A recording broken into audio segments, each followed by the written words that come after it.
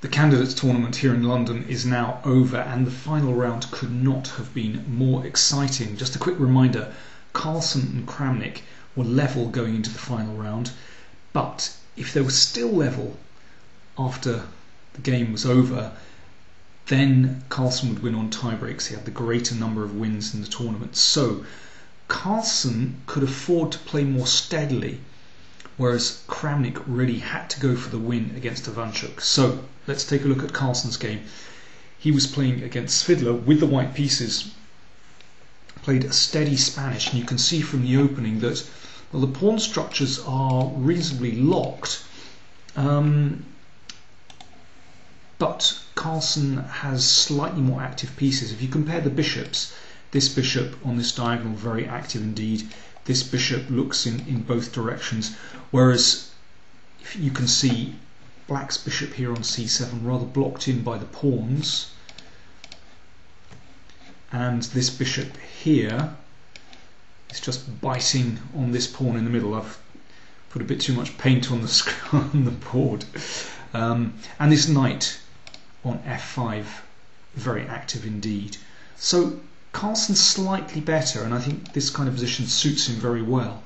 And he now played a very subtle move indeed. This I like very much. Now the queen just improves its view over the board. There's a very subtle idea behind this actually. Let's see what happens if Black tries to break out with d5. Now, in principle, this should be what Black is trying to achieve, because it will bring the bishop in the corner into play. But let's see what happens. Pawn takes pawn. Well, you can see that the rook and the knight attack e5. So Black can't just recapture there. But you could play knight d4, so covering e5 with the rook, and then on the next turn hope to take the pawn on d5. But now watch this. This is very nice. Both players had seen this actually. Knight g7 is actually a winning move, because after king takes, the bishop checks and the queen slips in, and it's either going to be mate on g7 or taking the knight on f6. So let's go back. Svidler found a good move, knight h5. The knight threatens to come in to f4, and, well, achieving a similar position to the knight on f5 on the outpost. Certainly gives Black decent counterplay. So Carlson had to play g3, but even though the knight has been prevented from coming into f4, if this diagonal opens up, then the bishop could have some influence over White's king. So g6 played.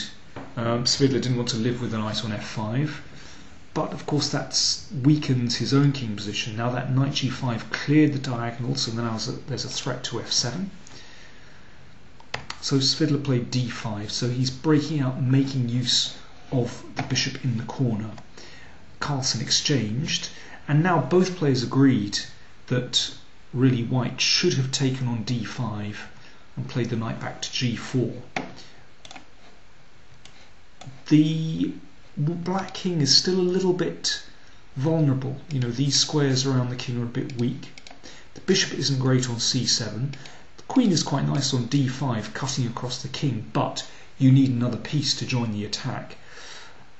White is better here, really because of the vulnerable king. But Carlson played knight g4, which is a very risky move actually. It looks very threatening. Again, similar attacking ideas. If the knight is taken, queen takes knight, then bishop takes bishop. White has the bishop pair and definitely stands better. But bishop f3 was played by Svidler. Now, White does not stand worse here, but it's getting very tricky, and Carlson was already running short of time. That's very unusual for him. And I was chatting with his manager during the game, who said, "Oh, Magnus is really tired." He was already swigging his bottle of Coca-Cola after the first hour of play, and the strategy with the Coca-Cola bottle was only to swig it after 4 hours of play to give him some energy. So yeah, Magnus was very tired indeed, and using up a lot of time. Okay, bishop f6 check. If that's taken, then queen h6 looks absolutely fatal, followed by taking on f6. So the king had to go back. And now white can actually draw with knight f7 in this position. And yeah, remarkably, after this move, king g8, and there's nothing better for white than just to play like this. I'm not quite sure whether the players saw this or not, but in any case, white does not have to do this. Magnus Carlson played on with queen e3, and white is definitely not worse here. I think it's a reasonable move. I think the only thing is, as I said, when in a complicated position, it's very difficult when you're running short of time. Now, what happens if knight takes bishop? Then queen takes, and now white is looking good because f7 is attacked. There's a really funny variation here. What happens on queen c6? Well, now the bishop is attacked, but the bishop goes into the corner, and remarkably, black cannot exploit this. There's still a threat to f7. Now here's a funny move. What happens if bishop h1, mirroring this madness on the other side of the board, threatening queen g2 mate? But in fact, f3 is a really strong move, cutting off the support to the bishop, and if this is taken, then rook f1 and something nasty happens on f7. Okay, not forced, but basically after queen c6, white would stand quite well. Bishop b7 played. Now again, probably bishop h8 is a good move. You'd never play this when you're short of time, but it's just a funny move. That's why I'm pointing it out. And after this, incredibly, knight g8. I mean, it's a ludicrous position with the threat of queen h6. But Carlson played bishop h4. Now it's getting very tricky indeed. Probably the game has turned by this point. There are tricky moves with queen c5 and bishop d5. Carlson went for f3. This is probably a mistake. After knight f4, the game had turned, and Carlson was down to his final seconds here, whereas Svidler had something like 7 or 8 minutes remaining on his clock to get to the time control at move 40. And here Carlson should probably play queen f2, but well, he's still worse. Instead, understandably, he whipped that dangerous knight off on f4. But now things are looking bad. I mean, who knows, maybe he'd overlook this move. Oh, this is dreadful for white now. If this is taken, then black takes on e1. And now, well, king f1 is probably a better move, but it's still a very difficult position.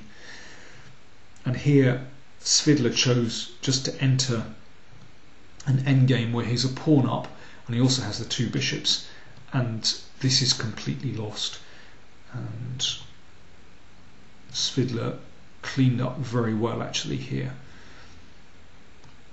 You just start pushing your pawns, and the problem is this knight here is just dominated. It can't really get back. So this is the game continuation. I don't think we need to analyse this in too much detail. Basically, he gave up the bishop, but he'd calculated that the pawns are going through, and in this position Carlson resigned. So at this moment Carlson turned round to look at the game Ivanchuk against Kramnik, and well, that was also a completely crazy game. Let's take a look at that. So if Ivanchuk could defeat Kramnik, then Carlson would still go through, but a draw by Kramnik would mean Kramnik would win the tournament. Okay, let's see what happened. Kramnik really had to play for a win. As I said, if Carlson and Kramnik were equal after the last round, then Carlson would win on tiebreak. So Kramnik had to go for the win. Knight at f4. Now, in this position, I mean, you can see, let's look at the pawn structure. Ivanchuk has nice pawns, everything regular, whereas Kramnik's are split on the queen side, and that gives white the advantage. It means you can control, for example, the c5 square and the a5 square without being hit by a pawn. White's pieces are also very active, but actually Kramnik probably wasn't too unhappy with this position out of the opening. I mean, he objectively, I'm sure he knew he was worse, but he does have counter chances on the king side. All the pieces are still on the board, and he still has chances to go for a win here. It's a very, very complicated position, but it was really impressive how Ivanchuk played this. For example, here it's very tempting to grab this pawn. The point is that you deflect the queen and take on d7. But after queen a1 check, this is a very tricky position. For example, after rook d1, then queen takes c3, and there's a fork on e2. I mean, white could play passively with knight d1, but do you really want to go backwards? I mean, that's a very tricky position indeed. Ivanchuk played knight d5. Now, there's lots going on here, but if bishop c6, then knight d7 is a good move.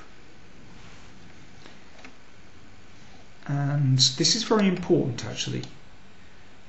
In this position, if black sacrifices,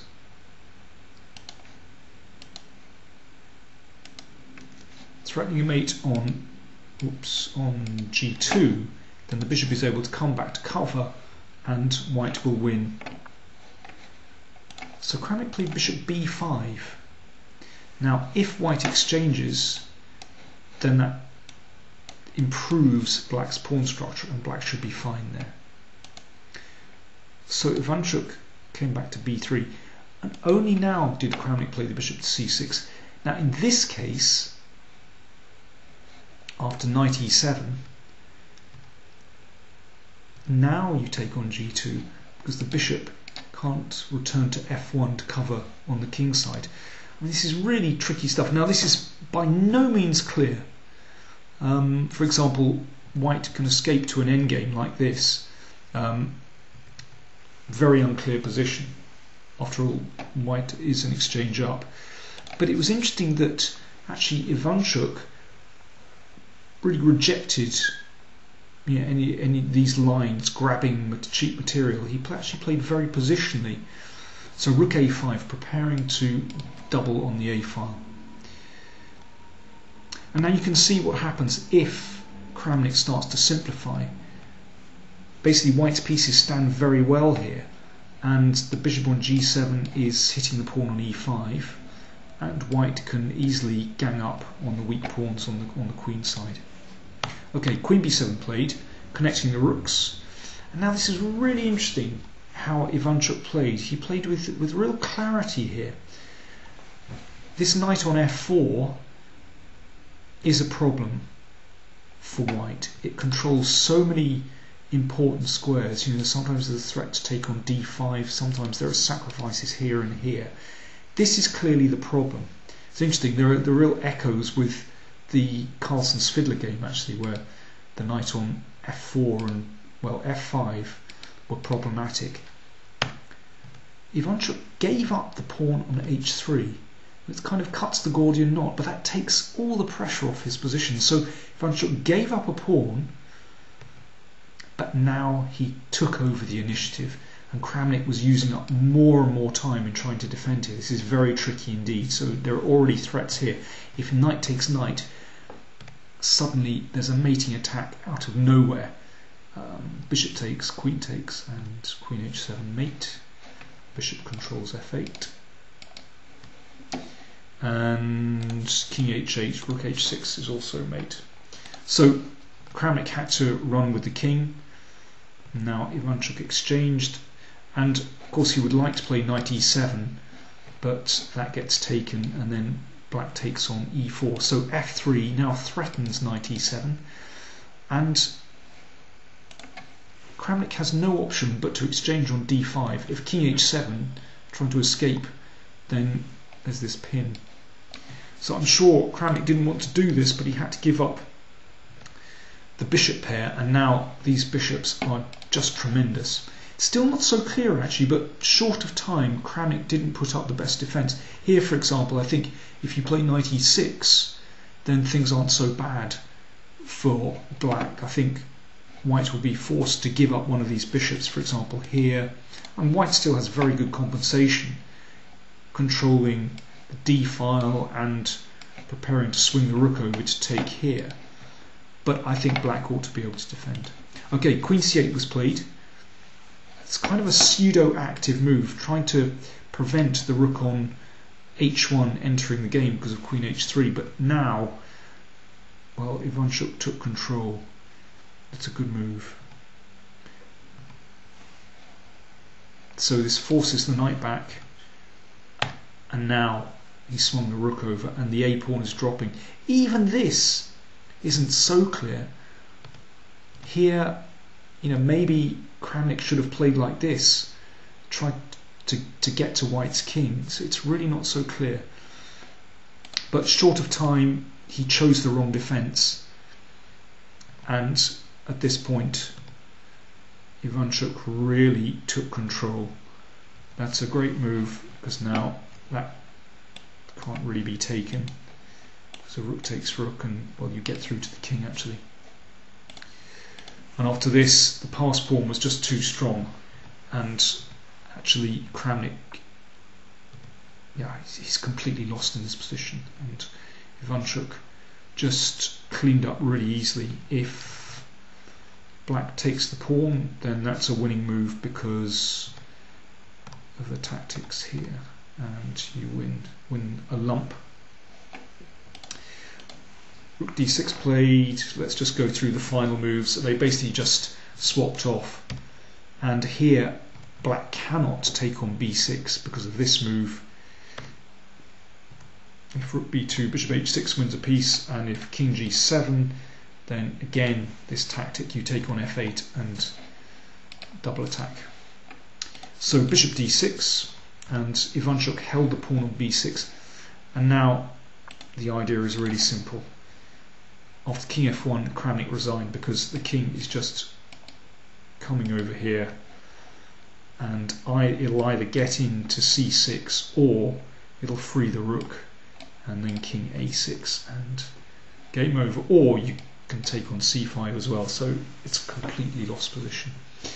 So there we go, both Carlson and Kramnik lost in the final round, but Carlson won on the tiebreak. The first tiebreak was the result of their individual games. Well, Carlson and Kramnik drew both games together, and then it's the greatest number of wins, which of them had the highest number of wins in total in the tournament, and Carlson had more wins than Kramnik. So he won the tournament and qualifies for a match against Anand later in the year, probably November. Thanks very much for watching, and hopefully see you soon on my YouTube channel.